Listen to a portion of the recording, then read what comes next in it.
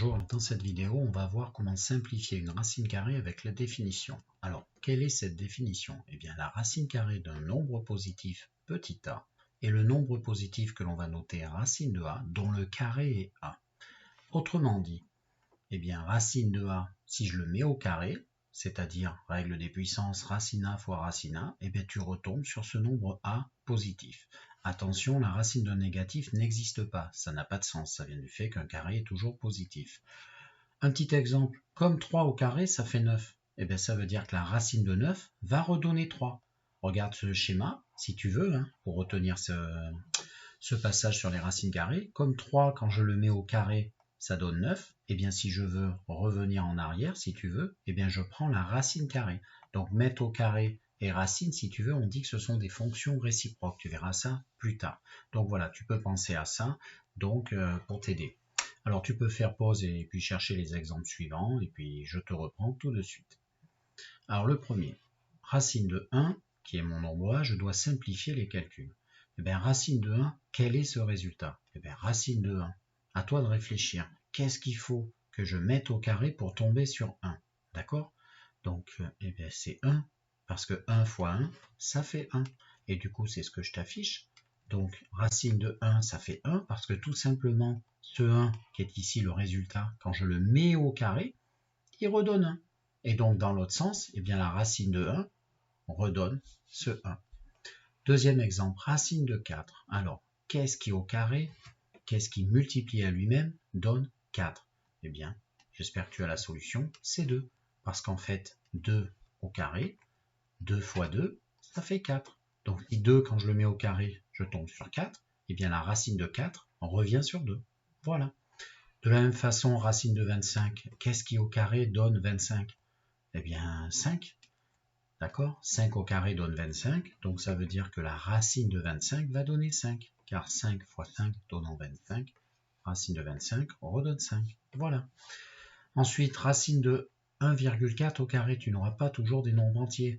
En fait, c'est quoi racine de 1,4 au carré? C'est racine de 1,4 multipliée par elle-même. C'est en fait cette règle ici. D'accord? Et du coup, tu vas retomber finalement sur le nombre 1,4 car tout simplement, il est positif. Ça redonne le nombre 1,4. Voilà, ça se simplifie.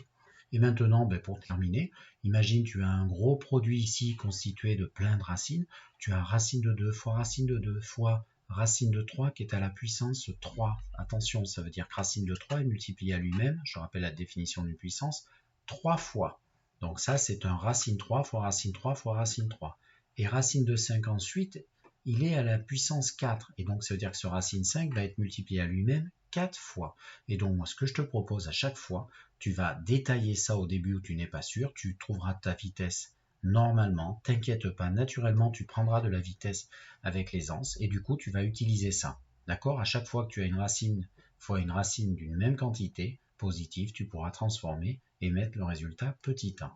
Donc c'est ce que je t'affiche. La première étape, c'est de t'aider. Organise-toi. L'erreur que font les élèves là, c'est d'aller trop vite et puis ils se trompent. Alors au début, quand tu essaies de progresser, écris ces étapes-là. Donc là, je n'ai fait que réécrire. J'ai transformé la puissance en son écriture multiplicative, de même pour racine de 5 puissance 4. Et là, je te conseille de les récupérer, de les mettre par 2, comme ici. Donc du coup, regarde racine 2 fois racine 2, je peux le mettre ensemble. Là, ici, tu vas avoir un petit souci, tu peux seulement en mettre 2. Donc par exemple, les deux premiers, tu peux prendre les deux derniers si ça te fait plaisir. Mais en fait, tu peux en prendre 2, mais il va t'en rester un tout seul. Et là, par contre, tu vas pouvoir les coupler en 2 paires de 2 facteurs racine de 5. Donc c'est ce que je t'explique pour finir et trouver le résultat de ce calcul. Et donc, racine 2 fois racine 2, d'après la définition qui est ici, ça fait donc 2. Ton racine 3 fois racine 3 en couplant ces deux-là, c'est un 3. N'oublie pas ce fois racine 3 que tu dois réécrire. Ce fois qui est ici que je réécris. Et en fait, racine 5 fois racine 5, c'est un 5. Et ce racine 5 fois racine 5 également. Qu'est-ce qui te reste? Il te reste un gros produit de nombres entiers d'une racine carrée. Par habitude, on fait le calcul, on met tous les facteurs entiers devant. Donc ça fait 2 fois 3 fois 5 fois 5. 2 fois 3, 6. 5 fois 5, 25. 6 fois 25, 150. Et le racine de 3 derrière. Donc ça fait 150 nombres entiers devant. Racine de 3. Voilà ce qui clôture cet exercice. N'hésite pas à faire ces étapes au début où tu n'as pas trop de maîtrise entre puissance et la formule des racines carrées. Allez, au revoir.